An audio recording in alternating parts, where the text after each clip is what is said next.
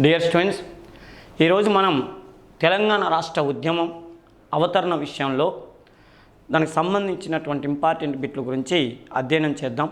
ఇంకో ముఖ్యమైన విషయం ఏంటంటే ఇది తెలంగాణలో భవిష్యత్తులో జరగబోయేటటువంటి గ్రూప్ 2 ఎగ్జామ్ కానీ గ్రూప్ 1 కానీ అన్నిటికీ కూడా ఉపయోగపడుతుంది.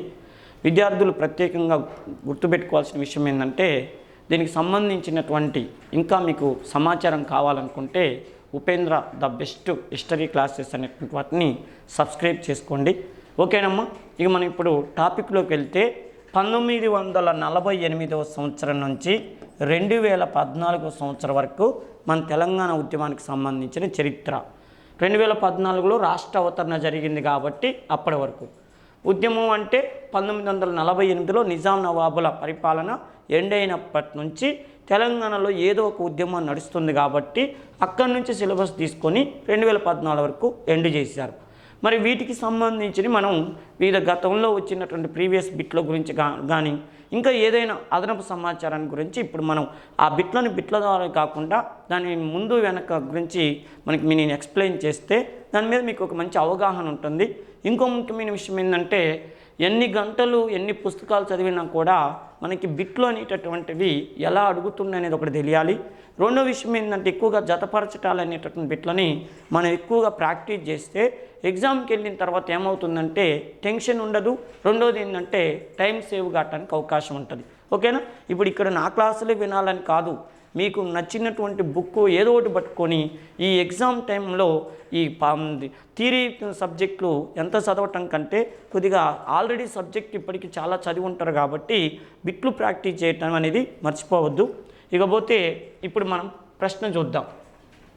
2004 సంవత్సరంలో ప్రభుత్వం పీపుల్స్ వార్ గ్రూప్ పైన నిషేధాన్ని ఎత్తివేసింది. ఓకేనా, 2004లో రాష్ట్ర ప్రభుత్వం పీపుల్స్ వార్ గ్రూప్ పైన నిషేధం ఎత్తివేసింది. ఎందుకు ఎత్తివేసింది?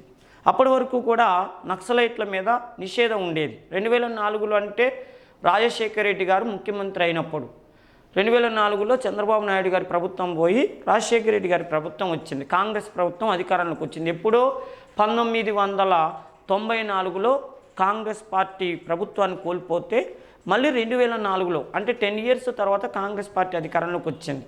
మరి ఆ సమయంలో కాంగ్రెస్ ప్రభుత్వం నక్సలైట్ల మీద నిషేధాన్ని ఎందుకు తొలగించింది అని అంటే నక్సలైట్లు జనజీవన స్రవంతిలో కలపటానికా, ప్రభుత్వంతో చర్చల కోసం చేశారా, నక్సలైట్లకు సంబంధించిన సమాచారాన్ని తయారు చేయటానికి వాళ్ళ మీద నిషేధం తొలగించారా, నక్సలైట్లకి పునరావాసం అంటే వాళ్ళకి ఇల్లులు కట్టియటం, వాళ్ళకి ఏదో ఒకటి అదనం దున్నుకోవటానికి భూమి ఇవ్వటం, ఏదన్నా వాళ్ళకి బెనిఫిట్ చేయడానికి ప్రభుత్వం ఈ పని చేసిందా అని అడుగుతాడు. చూడండి, అన్ని దగ్గర విషయాలే.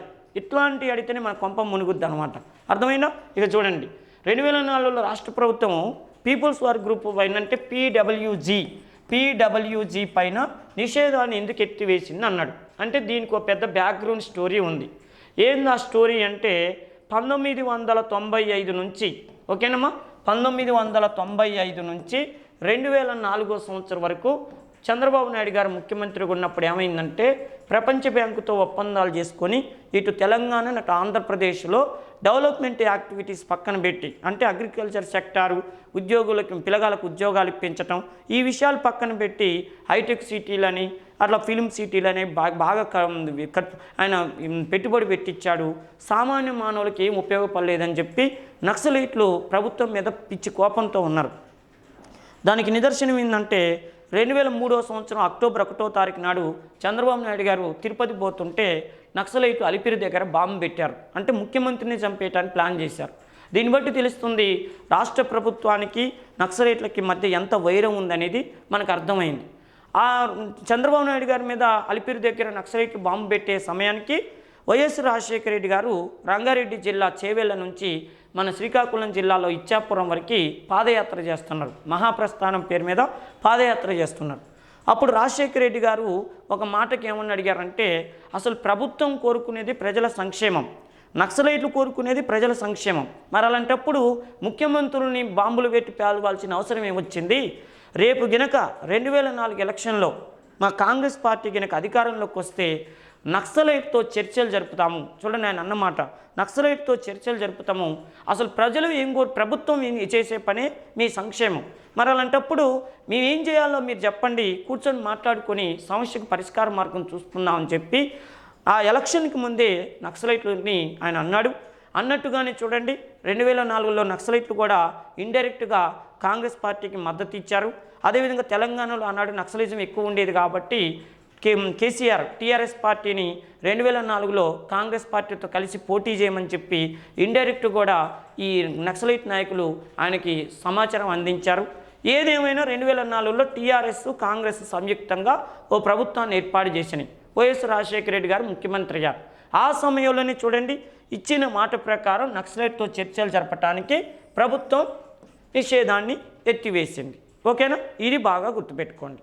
అర్థమైనా, నక్సలైట్తో చర్చలు చెప్పారు. దానికోసమే చూడండి 2004 అక్టోబర్ 15వ తారీఖు నాడు గంటా చక్రపాణి, మన టీఎస్పీఎస్సీకి చైర్మన్గా పనిచేసిన గంటా చక్రపాణి గారు సమన్వయకర్తగా హైదరాబాద్లో శంషాబాద్ దగ్గర ఉన్నటువంటి మానవ వనరుల విభాగం అంటే మర్రి చెన్నారెడ్డి మానవ వనరుల విభాగం బిల్డింగ్లో 3 రోజుల పాటు చర్చలు జరిగినాయి. ఈ చర్చలు 3 దఫాలుగా జరుగుతాయన్నారు. ఫస్ట్ దఫా 2004 అక్టోబర్లో జరుగుతాయన్నారు, జరిపారు. రెండో దశకి మూడో దశకి బ్రేక్ పడింది. ఎందుకు బ్రేక్ పడిందంటే ఆనాడు నక్సలైట్లు ఏమని చెప్పారంటే రాష్ట్రంలో అత్యధిక రాజకీయ నాయకులకి 100 ఎకరాల భూములు ఉన్నాయి, ఆ భూములన్నీ తిరిగి ఇచ్చేయాలి. రామోజీ ఫిల్మ్ సిటీ భూములు తిరిగి ఇచ్చేయాలి. గిరీష్ సంఘి వార్తా పేపర్లకు ఇచ్చిన భూములు తిరిగి ఇచ్చేయాలి. పద్మాలయ స్టూడియో, అన్నపూర్ణ స్టూడియో, ఈ అన్ని స్టూడియోలన్నిటికి ఇచ్చిన భూములన్నీ కూడా తిరిగి ఇచ్చేయాలి అనే సరకల ప్రభుత్వానికి అర్థమైంది. ఇది ఇచ్చే అయ్యే పని కాదు, పాడు కాదు, ఎందుకు వచ్చిన గొడవ అని చెప్పి నక్సలైట్తో చర్చల్లో ఏం లేవని గొడవ చేశారు. ఆ టైంకి నక్సలైట్లు పోయి మహబూబ్నగర్ జిల్లాలో మక్తల్ శాసనసభ్యుడైన నర్సిరెడ్డిని కాల్చిపడేసేసరికల్లా ఇంకా సీరియస్ అయింది. మొత్తానికైతే మళ్ళీ నక్సలైట్తో యథాతథం అయిపోయింది, మళ్ళీ గొడవలు అంతే నడిచినాయి. ఓకేనమ్మా, ఇంత ఉంది దీంట్లో స్టోరీ. మొత్తానికైతే చర్చలు జరపాలని. నెక్స్ట్ చూడండి, మే 2001లో కరీంనగర్లో జరిగిన సింహగర్జన సభకు ముఖ్య అతిథిగా హాజరైనటువంటి వ్యక్తి ఎవరన్నాడు అంటే 2001 మే నెల అంటే ఏంది, టీఆర్ఎస్ పార్టీ పెట్టినటువంటి టైము. 2001 మే 17వ తారీఖు నాడు కరీంనగర్లో కేసీఆర్ సింహగర్జన అని చెప్పి ఒక కార్యక్రమం నిర్వహించారు. ఈ సింహగర్జన తెలంగాణలో మొట్టమొదటి భారీ బహిరంగ సభ. ఎందుకంటే 2001 ఏప్రిల్ 27వ తారీఖు నాడు టీఆర్ఎస్ పార్టీ పెట్టినప్పుడు అత్యంత సాదాసీదంగా కొండా లక్ష్మణ్ బాపూజీ గారి నివాసమైనటువంటి జలదృశ్యంలో ఏళ్ల మీద లెక్కబెట్టే నాయకులు కూర్చొని పార్టీ పెడతామని చెప్పారు. కానీ భారీ బహిరంగ సభను మాత్రం ఇక ఈ 2001 మే 17వ తారీఖు నాడు కరీంనగర్లో నిర్వహించారు. ఈ కార్యక్రమానికి ఎవరిని ముఖ్య అతిథిగా పిలిచారంటే సిబు సోరెన్ అనే వ్యక్తిని పిలిచారు. ఎందుకు సిబు సోరెన్ ఎవరు అనంటే జార్ఖండ్ ముక్తి మోర్చా, జార్ఖండ్ JMM జార్ఖండ్ ముక్తి మోర్చా పార్టీ నాయకుడు. అందులోనూ ఈయన జార్ఖండ్ రాష్ట్రానికి మొదటి ముఖ్యమంత్రి.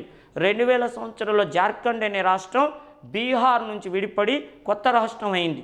జార్ఖండ్ రాష్ట్రానికి సిబు సోరెన్ అప్పుడు ముఖ్యమంత్రిగా ఉన్నాడు.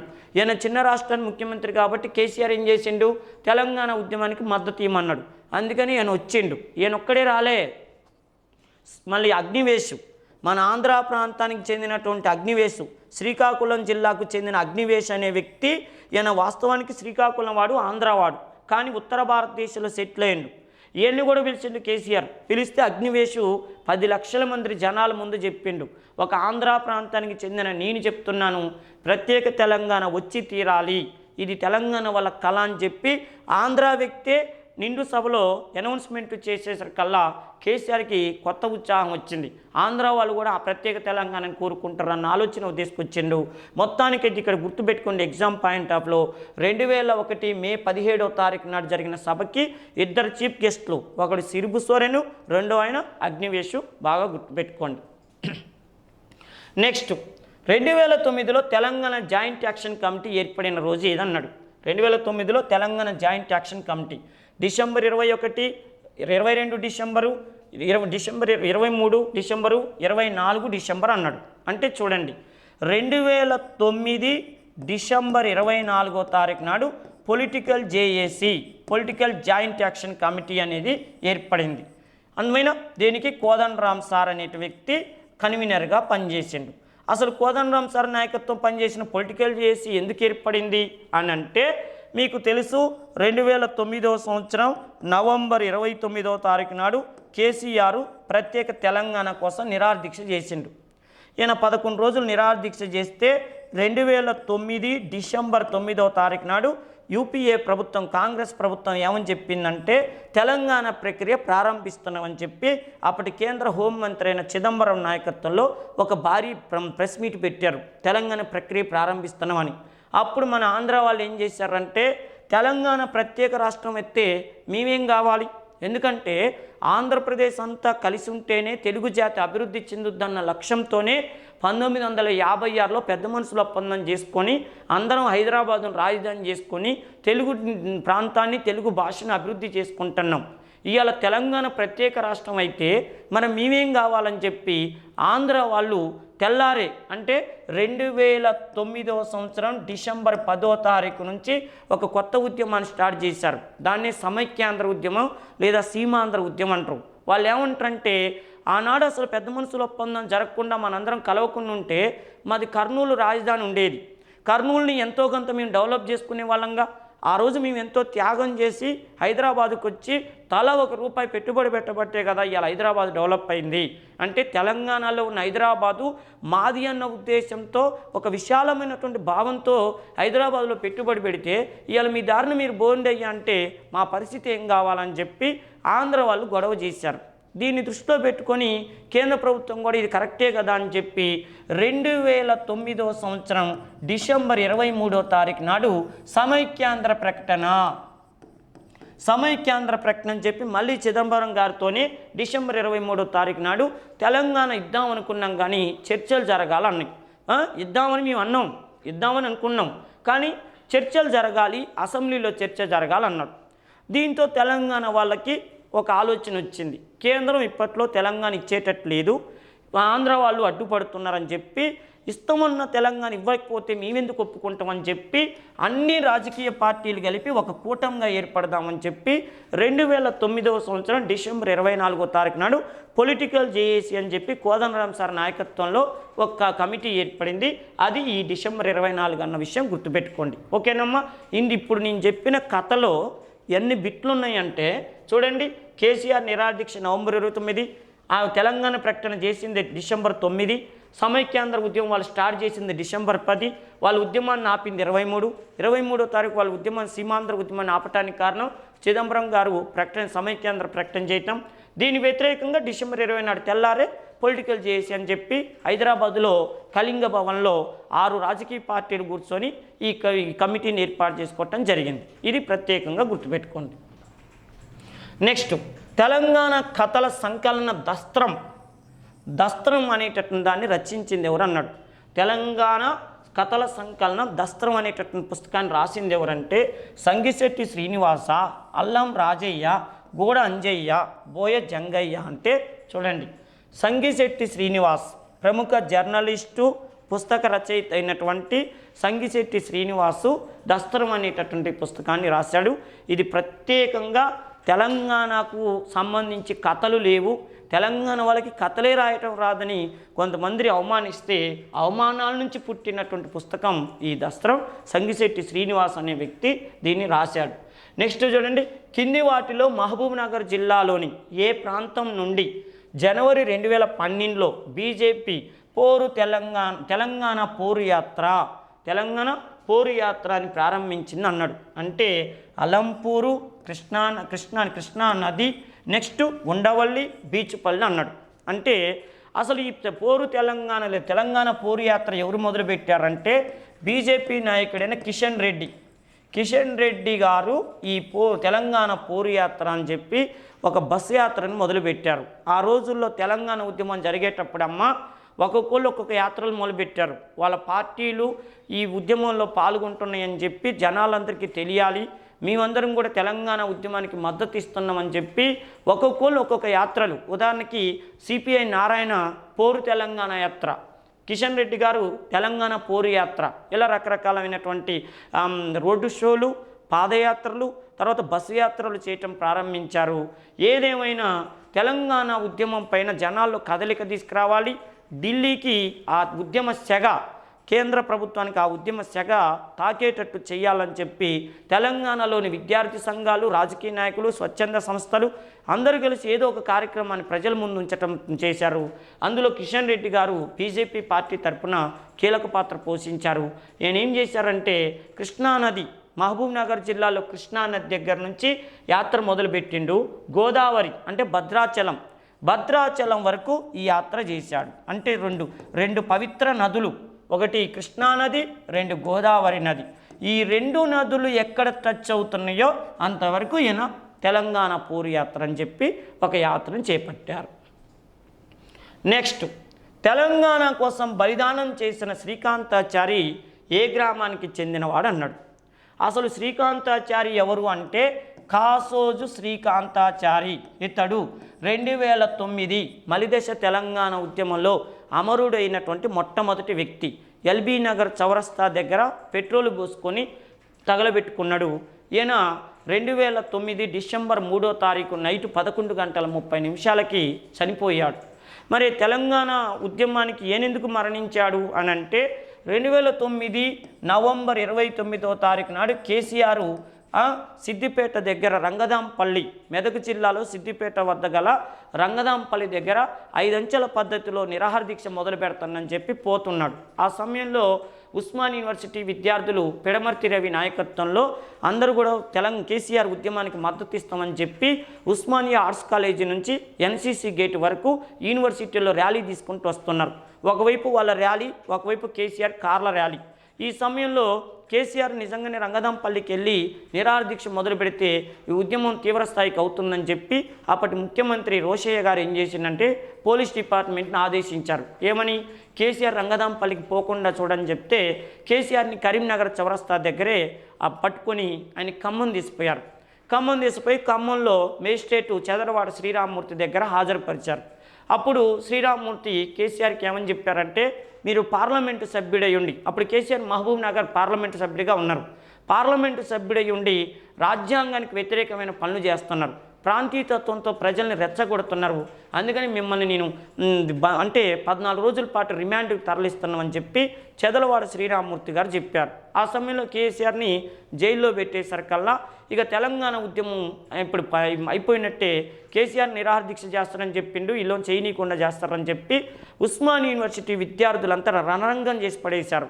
అసలు ఈ రాజకీయ నాయకులతో పెట్టుకుంటే ఏనాడు కూడా తెలంగాణ ఉద్యమం సక్సెస్ కాలేదు. చెన్నారెడ్డి, ఇంద్రారెడ్డి, జానారెడ్డి ప్రతి ఒక్కరు ఇట్నే చేశారు. ఇప్పుడు కేసీఆర్ కూడా అలాగే చేస్తున్నాడు. అందుకని మనమే తెలంగాణను తెలుసుకుందామని చెప్పి ఉస్మాన్ యూనివర్సిటీ ఆర్ట్స్ కాలేజీ వెనక బజారు తార్నాక నుంచి బయటికి వెళ్ళిపోయారు. ఆర్టీసీ హాస్పిటల్ దగ్గర నుంచి విద్యార్థి మిత్రులంతా కూడా బయటికి వెళ్ళేసి మొత్తం తగలబెట్టి పడేశారు. ఆ సమయంలో ఆ విద్యార్థి నాయకులు ఇచ్చిన ఉపన్యాసాలు, వాళ్ళు ఇచ్చిన స్లోగన్స్ వల్ల ఎట్లయినా తెలంగాణ తెచ్చుకోవాలని చెప్పి విద్యార్థులు అరుచుకుంటూ వెళ్తున్నప్పుడు ఈ ఆవేదనకు గురైనటువంటి, ఇంకా తెలంగాణ వస్తుందో రాదు అనే ఆవేదనకు గురైనటువంటి కాసోజు శ్రీకాంతాచారి ఉమ్మడి నల్గొండ జిల్లాలో మోత్కూరు మండలం, ఓకేనమ్మా చూడండి, మోత్కూరు మండలానికి చెందినటువంటి పొడిచెడు అనేటటువంటి గ్రామం. వీళ్ళు కార్పెంటర్స్ క్యాస్ట్, అర్థమైందా? ఇతను అక్కడ బీఫార్మసీ చేస్తున్నాడు. ఆ విద్యార్థి నాయకులు ఇచ్చిన ఉపన్యాసాలు విని తెలంగాణ రాదేమో, తన బలిదానంతోనైనా ప్రత్యేక తెలంగాణ సాధించుకోవచ్చు అని చెప్పి ఎల్బీ నగర్ చౌరస్తా దగ్గర ఆత్మాహుతి చేసుకున్నాడు. ప్రత్యేక కారణం ఏంటంటే కేసీఆర్ని అరెస్టు చేశారు. ఇక నేను నిరాహార దీక్ష కొనసాగదు, కేసీఆర్ నిరాహార దీక్ష చేస్తే తెలంగాణ వచ్చేదేమో, ఇప్పుడు రాకుండా పోయిందని చెప్పి ఆ విద్యార్థి కలత చెందాడు. ఆ పాపం మొత్తానికైతే కాల్చుకొని చనిపోయాడు. ఇది మనం గుర్తుపెట్టుకోవాలి. మలిదశ ఉద్యమంలో మొట్టమొదటి అమరుడు ఈయన. తర్వాత ఇంకా చాలామంది చేశారు. 2009 నుంచి 2011 మధ్య కాలంలో దాదాపు తెలంగాణలో 1195 ఆత్మహత్యలు జరిగినాయని చెప్పి మానవ హక్కుల సంఘం ప్రత్యేక నివేదికలో చెప్పింది. రాజకీయ నాయకులు మాత్రం 1100 మంది ఆత్మహత్యలు చేసుకున్నారంటారు. ఏదేమైనా కూడా తొలి ఆత్మాహుతి మాత్రం శ్రీకాంతాచారితో జరిగిందని ప్రత్యేకంగా చెప్పుకోవచ్చు. నెక్స్ట్ విషయం ఏంటంటే, ఈ క్రింది వారిలో తెలంగాణ మలితరం కథలు అనేటటువంటి గ్రంథానికి సంపాదకత్వం వహించింది ఎవరన్నాడు? క్రింది వారిలో తెలంగాణ మలితరం కథలు అనే దానికంటే దేవకీదేవి, శ్యామల, ముదిగంటి సుజాతారెడ్డి, విమల అన్నాడు. అర్థమైందమ్మా? దేవకీదేవి, శ్యామల, ముదిగంట సుజాతారెడ్డి, విమల అంటే ముదిగంటి సుజాతారెడ్డి అనే ఆవిడ తెలంగాణ మలితరం కథలు అనే దాని మీద పరిశోధన చేశారు, పుస్తకాన్ని వెలుగులోకి తీసుకొచ్చారు. నెక్స్ట్ 2013లో ఏ తేదీన ఉస్మానియా యూనివర్సిటీ విద్యార్థి ఐక్య కార్యాచరణ సమితి తెలంగాణ యుద్ధ పేరి పేరుతో ఓ పెద్ద సభను నిర్వహించింది అన్నాడు. ఓకేనా? 2013లో ఏ తేదీన ఉస్మానియా యూనివర్సిటీ విద్యార్థి ఐక్య కార్యాచరణ సమితి తెలంగాణ యుద్ధ పేరుతో ఒక పెద్ద సభను నిర్వహించిందంటే 2013వ సంవత్సరము సెప్టెంబర్ 21వ తారీఖు నాడు ఈ కార్యక్రమాన్ని నిర్వహించింది. విద్యార్థి మిత్రులు ప్రత్యేకంగా గుర్తుపెట్టుకోవాలి, నూతన సిలబస్లో విద్యార్థుల పాత్ర మీద ప్రత్యేకంగా ఒక పాఠం పెట్టాడు. ఓకేనా? తెలంగాణ ఉద్యమం సిలబస్లో ఇంతకు ముందు లేని దానికంటే కూడా ఎక్కువగా ఒక అదనంగా చేర్చిన విషయం ఏంటంటే ప్రత్యేకంగా కుల సంఘాలనే దాని మీద చేర్చాడు. విద్యార్థుల పాత్ర అప్పుడు కూడా పాత సిలబస్లో కూడా విద్యార్థుల పాత్ర ఉంది, కానీ ప్రత్యేకంగా ఇంకా కొద్దిగా ఎక్కువగా సిలబస్లో పెట్టడం జరిగింది. అందుకనే విద్యార్థులు 1969లో మరి తొలిదశ తెలంగాణ ఉద్యమం నుంచి మొదలు పెడితే 2014లో చివరి వరకు రాష్ట్ర ఏర్పాటు వరకు జరిగిన విద్యార్థులు ఏ దశలో ఏ విద్యార్థి సంఘాలు, ఏ విద్యార్థులు ఏ కార్యక్రమాల్లో పాల్గొన్నారు, వాళ్ళు పెట్టిన పేర్లేంది, వాళ్ళు ఏమైనా పాదయాత్రలు చేశారా, ఒక సంస్థలు పెట్టారా, ప్రతిదాని మీద కూడా మీరు ప్రత్యేకంగా దృష్టి పెట్టాలి. ఖచ్చితంగా విద్యార్థులకు సంబంధించిన దాని మీద 2-3 బిట్లు ఉంటాయి, బాగా గుర్తుపెట్టుకోండి అమ్మ. నెక్స్ట్ ఈ క్రింది వాణిని జతపరచండి అన్నాడు. ఈ క్రింది వాణి జతపరచండి అంటే జాబితా 1 బి నరసింగరావు, బిఎస్ నారాయణ, శ్రీనాథు, మాధవరావు. ఓకేనా? బి నరసింగరావు, బిఎస్ నారాయణ, శ్రీనాథు, మాధవరావు అంటే కొద్దో గొప్ప సినిమా నాలెడ్జ్ అన్న ప్రతి ఒక్కరికి అర్థమైంది, ఇవన్నీ సినిమాలకు సంబంధించినవి అని. ఇక చూడండి, చిల్లర దేవుళ్ళు, కుబుసం, నిమజ్జనం, మా భూమి. ఓకేనా? ఇది ఆన్సర్లు. చూడండి, బి నరసింగరావు బాగా గుర్తుపెట్టుకోండి. ఈ బిట్టుగా కాకుండా కొద్దిగా మనం అటు ఇటు చూస్తే బి నరసింగరావు మన తెలంగాణలో మొట్టమొదటి దర్శకుడు, నిర్మాత. ఆయనే నిర్మాత, ఆయనే దర్శకుడు. నిజంగా ఒక త్యాగం చేసిండు. ఇవాళ ఏదో అందరూ తెలంగాణ గురించి సినిమాలు తీయటం, అవునా, ఫిదా సినిమాలని, ఆ సినిమాలు ఈ సినిమాలు తీయటం ఈ రోజుల్లో గొప్ప కాదు. ఆ రోజుల్లో అసలు తెలంగాణ భాషని, తెలంగాణ ప్రాంతాన్ని అవమానం పరుస్తున్న రోజుల్లోనే నాకు ఈ సమాజంతో పని లేదు, నా పని నేను చేసుకుంటా అని చెప్పి ప్రత్యేకమైన దృష్టితో తెలంగాణ మట్టిని, మకరందాన్ని ప్రజల ముందుంచాలని ప్రయత్నం చేసిన గొప్ప వ్యక్తి బి నరసింగరావు. ఏనే లేకపోతే ఒక దాసి అనే సినిమా మన తెలంగాణ సినిమా వచ్చేది కాదు. ఏనే లేకపోతే మా భూమి అనే సినిమా మన తెలంగాణలో వచ్చేది కాదు.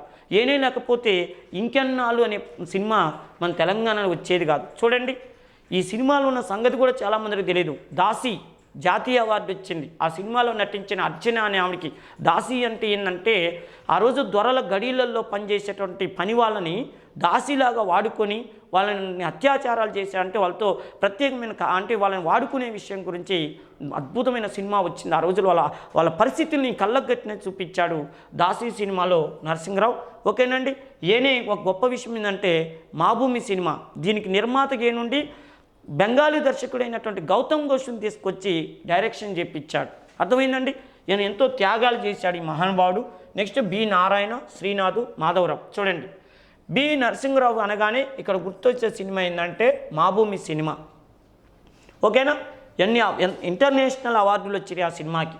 బి నారాయణ నిమజ్జనం అనే సినిమా వచ్చింది. శ్రీనాథ్ కుబుసం, నక్సలైజం, ఒరిజినల్ నక్సలైట్లని కోవర్టు నక్సలైట్లను పెట్టి పోలీసు వాళ్ళు చంపేస్తున్నారని చెప్పి ఒరిజినల్ నక్సలైట్లు కోవర్టు నక్సలైట్ల పట్ల కొద్ది జాగ్రత్తగా ఉండాలి, ఈ కోవర్టులు డబ్బులు తీసుకొని ప్రభుత్వానికి అనుకూలంగా, పోలీస్ డిపార్ట్మెంట్కి అనుకూలంగా ఉండి ఒరిజినల్ నక్సలైట్ల ఆచూకీ తెలియజేస్తారని చెప్పి హెచ్చరిస్తూ కుబుసం అనే సినిమాని ఉస్మాన్ యూనివర్సిటీలో పిహెచ్డి చేసినటువంటి శ్రీనాథ్ అనే వ్యక్తి తీశాడు. టి మాధవరావు అంటే చిల్లర దేవుళ్ళు. దాశరథి రంగాచార్యులు రచించినటువంటి చిల్లర దేవుళ్ళు అనేటటువంటి పుస్తకాన్ని ఆధారంగా చేసుకొని వచ్చిన సినిమా చిల్లర దేవుళ్ళు. ప్రత్యేకంగా గుర్తుపెట్టుకోండి, 75 సంవత్సరాల తెలుగు సినిమా చరిత్రలో తెలంగాణలో వచ్చిన మొట్టమొదటి సినిమా ఏదయ్యా అంటే చిల్లర దేవుళ్ళు. తెలంగాణలో విడుదలైన మొట్టమొదటి సినిమా చిల్లర దేవుళ్ళు. నిజం చెప్పాలంటే 1952లోనే తెలంగాణలో ఆదర్శం అనే సినిమా వచ్చింది. ఆదర్శం అనే సినిమా ఉమ్మడి నల్గొండ జిల్లాలో కోదాడకు చెందినటువంటి వ్యక్తి తీశాడు. కాకపోతే ఈ సినిమా రిలీజ్ కాలేదు. ఓకేనమ్మా. తెలంగాణలో రిలీజ్ అయిన మొట్టమొదటి సినిమా అంటే చిల్లర దేవులు, గుర్తుపెట్టుకోండి. ఓకేనా.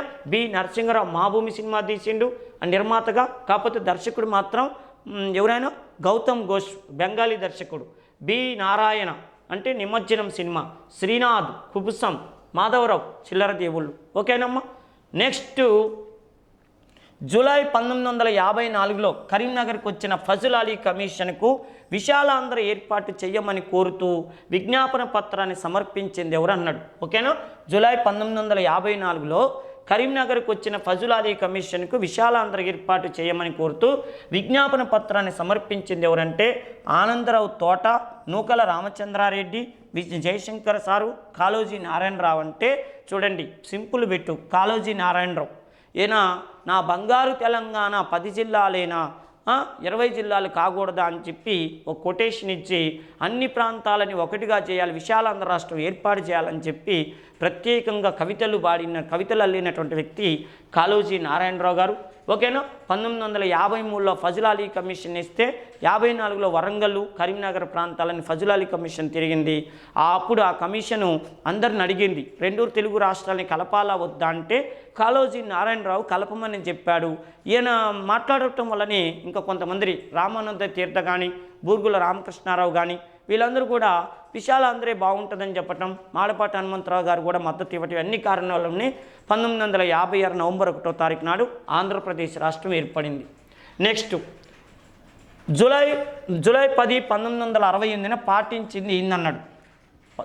జూలై 10, 1968న పాటించింది ఏందన్నాడు. తెలంగాణ హక్కుల దినం, తెలంగాణ పోరాట దినం, తెలంగాణ హామీల దినం, తెలంగాణ కోరికల దినం, అన్ని దినాలే. ఓకే. తెలంగాణ హక్కుల దినం, తెలంగాణ పోరాట దినం, తెలంగాణ హామీల దినం, తెలంగాణ కోరికల దినం. అంటే తెలంగాణ హామీల దినోత్సవం అని చెప్పి చేశారు. తెలంగాణ హామీల దినోత్సవం అయింది అంటే 1956 సంవత్సరం ఫిబ్రవరి నెల 20వ తారీఖు నాడు పెద్ద మనుషుల ఒప్పందం జరిగినప్పుడు తెలంగాణ విషయంలో 14 ప్రతిపాదనలని ఆంధ్ర వాళ్ళు చెప్పారు. మీకు అది చేస్తాం, ఇది చేస్తాం, ఇది చేస్తాం అని చెప్పి 14 ప్రతిపాదనలు చేశారు. దానికి తెలంగాణ వాళ్ళు ఓకే అన్నయ్య అట్టయితే కలుద్దాం అన్నారు. దాని ఫలితంగానే 1956 సంవత్సరం నవంబర్ 1వ తారీఖు ఆంధ్రప్రదేశ్ ఏర్పడింది. ఏర్పడిన తెల్లారి నుంచి అన్యాయాలు, ఆక్రమణలు మొదలైనవి. ఉప ముఖ్యమంత్రి పోస్ట్ ఇత్తనన్నారు. ఉప ముఖ్యమంత్రి పోస్ట్ ఇత్తనని చెప్పి తర్వాత ఏమన్నారంటే చేతికి 5 ఏళ్ళు ఉంటే సరిపోతాయి కదా, 6వ ఏళ్ళతో పనే ఉందని చెప్పి ఫస్ట్ ముఖ్యమంత్రి నీలం సంజీవ్ రెడ్డి ఇక మొదలుపెట్టిండు. ఆ దెబ్బ నుంచి మొదలు పెట్టుకుంటే ప్రతి కోణంలో అన్యాయం కనపడుతుంటే అప్పుడు తెలంగాణ వాళ్ళు 1968 సంవత్సరం జూలై 10వ తారీఖు నాడు తెలంగాణ హామీల దినోత్సవం. ఏ హామీలు? 14 ప్రతిపాదనలు అమలు చేస్తానన్నారు. అవి అమలు చేయాలని చెప్పి చేసిన రోజుని తెలంగాణ హామీల దినోత్సవం అని పేర్కొనటం జరిగింది. ఇలా హామీల దినోత్సవంగా ప్రకటించింది ఎవరంటాడు చూడు.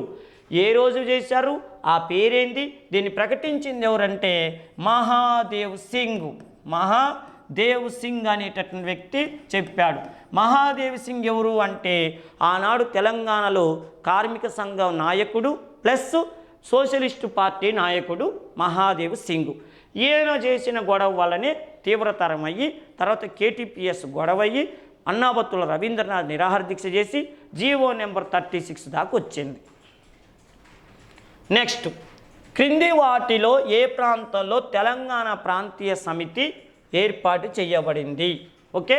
తెలంగాణ ప్రాంతీయ సమితి TPS తెలంగాణ ప్రాంతీయ సమితి ఏర్పాటు జరిగిందంటే ఇక్కడ ఇల్లందు. ఇక్కడ ఆన్సర్ హైదరాబాదు, పాల్వంచ, వరంగల్, ఇల్లందులో ఎవరు అంటే కొలిశెట్టి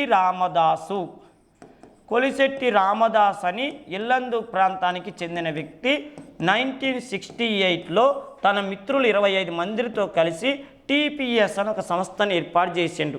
అందుకని చూడండి 1969 ఉద్యమానికి ఆద్యుడు, the first person of Telangana agitation అంటే కొలిశెట్టి రామదాస్ అనే పేరుతో పిలుస్తారు. ఈయన చేయబట్టే తెలంగాణ ఉద్యమం తీవ్రతరమైంది. అన్నాబత్తుల రవీంద్రనాథ్ నిరాహార దీక్ష మొదలుపెట్టిండు. ఒక విధంగా అన్నాబత్తుల రవీంద్రనాథ్ నిరాహార దీక్ష చేయడానికి ఏనే కారణం అని చెప్తారు. ఓకేనమ్మా.